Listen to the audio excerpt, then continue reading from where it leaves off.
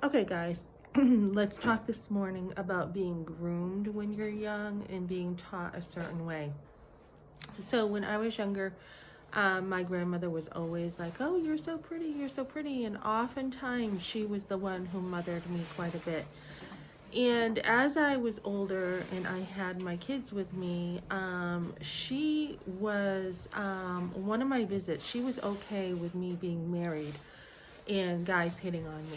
One of my visits, she was like, there was this landlord she introduced me to, and I had totally did a 180 with my life, and she was just like, "Oh, you know what? This is my landlord, and he was hitting on me clearly."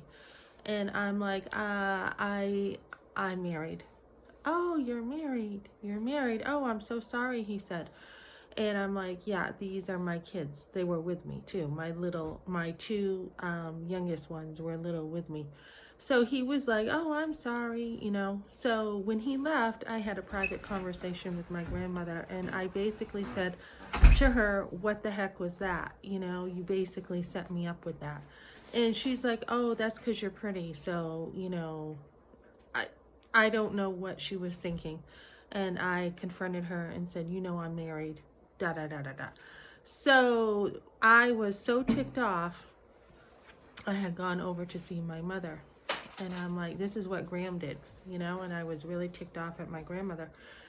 And she's like, "Oh, I don't know, I wasn't there." So then I had driven off, and I got word that my aunt said that wouldn't have happened, and my mother, because your legs were too big.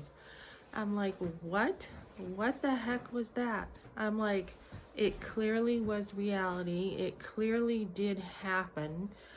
So they covered up. And a lot of times I'm like, "What the heck?" I went to other people in the family, and they're like, "Was your Aunt Kim there?" And I'm like, "No." And I'm like, "Yeah. So what the heck is she talking about?" So they covered up. And a lot of times when family feels like the family loyalty is at stake, they will do anything to cover up reality. So I talk about abortion, and that was also something that,